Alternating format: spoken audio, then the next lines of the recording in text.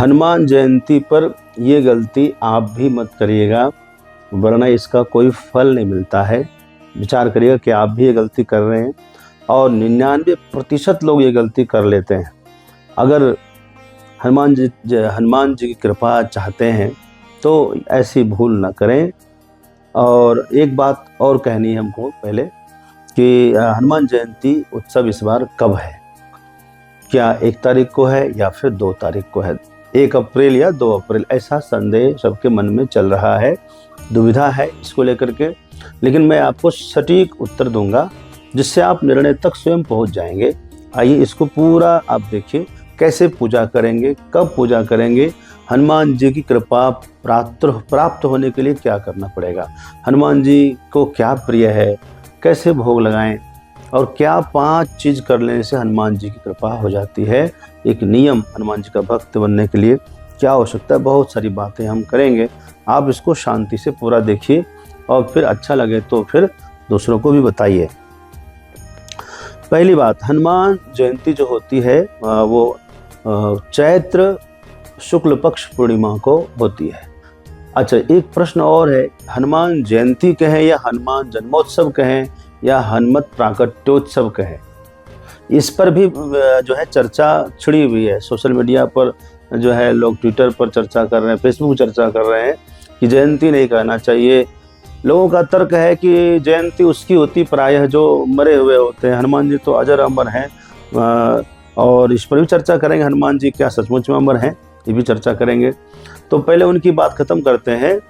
तो मेरे विचार से कि जिसके लिए कह रहे हैं कि महापुरुष जितने भी होते हैं कोई भी मरते नहीं है, महापुरुषों के बारे में हम ये मान्यता नहीं है कि हमारे महापुरुष कोई भी मरते हैं, ठीक है। उनका आविर्भाव होता है, उनका जो है तिरोधान होता है, इसलिए इनके लिए मरना शब्द ठीक नहीं है। चाहे कबीर जयंती है, चाहे नानक जयंती है, चाहे हमारे भगवान बुद्ध की जयंती है, चाहे वेद व्यास जो भगवान है, शंकराचार्य जयंती है, ये सब कोई मरे नहीं, ऐसा नहीं बोला जाता। तो जयंती शब्द भी आप सबके साथ लगा सकते हैं। अरे जयंती मंगला काली भक्त जो है भद्रकाली कपालिनी माता जगदम्बा के लिए प्रयुक्त होता है। तो जयंती का हनुमान जयंती कहें, चाहे हनुमान जन्मोत्सव कहें, चाहे हनुमत प्राकट्योत्सव कहें, कोई शास्त्रीय प्रमाण नहीं है इसमें कि जयंती ना कहें। मेरा ये मत है।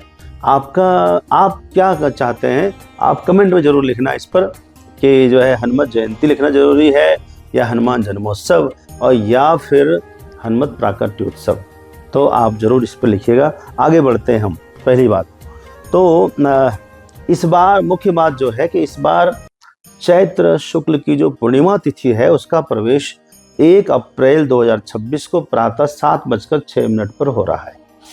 यानी 1 अप्रैल को प्रातः 7:06 से पूर्णिमा तिथि चालू हो जाएगी, ठीक है।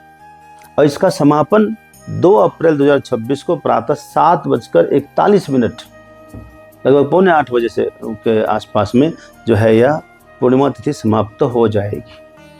अब सवाल है कि कौन से दिन मान लिया जाए, 1 अप्रैल को मान लिया जाए या 2 अप्रैल को मान लिया जाए।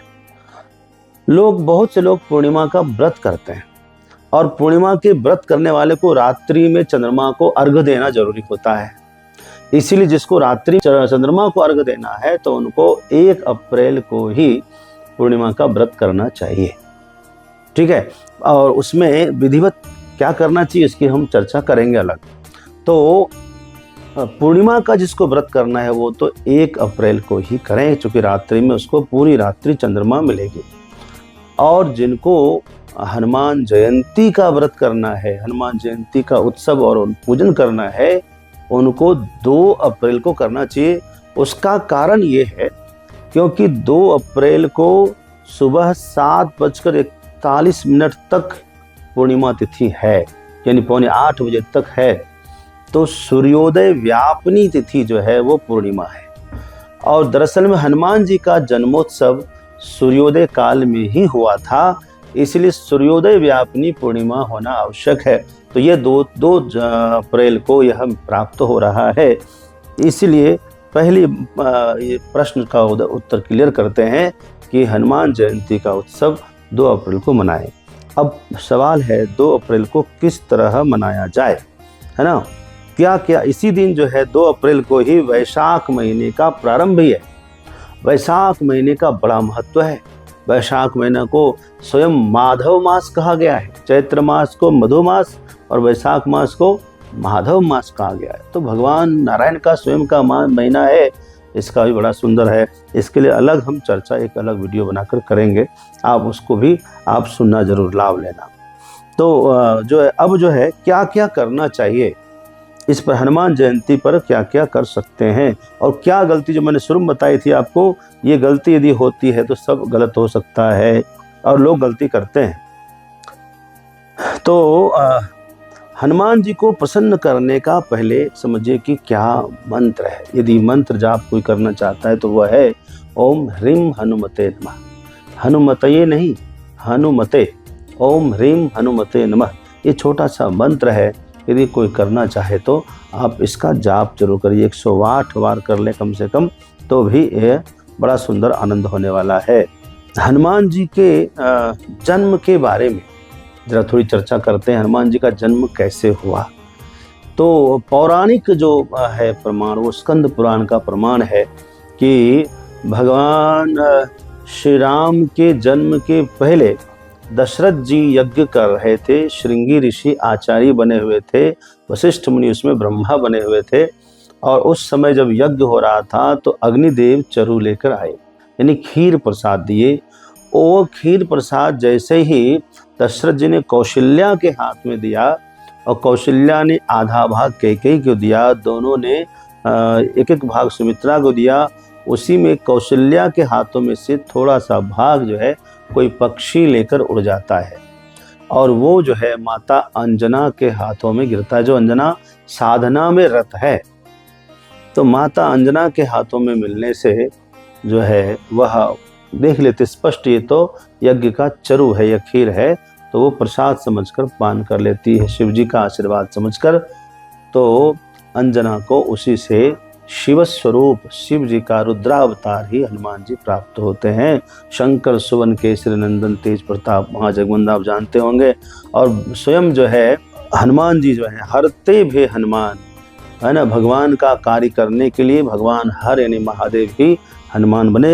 हनुमान जी शिव जी का रुद्रावतार है। अब आइए हम बात करते हैं, कथा तो आपने सुन ली, और भी कुछ कथा हो सकती है, तो आप जो है एक कथा ही ज़्यादा विस्तार ना करते हुए मैं यही कथा आपसे कहना चाहूँगा। हनुमान जी का जन्म भगवान रुद्र के अंश से है, शिव स्वरूप ही हनुमान जी हैं। और हनुमान जी को सबसे ज़्यादा पसंद क्या चीज़ है? सबसे ज़्यादा पसंद हनुमान जी को कोई वस्तु नहीं है, दरअसल में आपकी एक आदत है जो भगवान को बहुत प्रिय है, वो है जो है आपका राम जी का भक्त होना। राम जी के भक्त हनुमान जी को बहुत प्रिय है, इसलिए राम जी का सच्चे मन से यदि आप सेवक हैं तो हनुमान जी के आप सचमुच में बहुत प्रिय हैं, है ना। एक बात और कहेंगे कि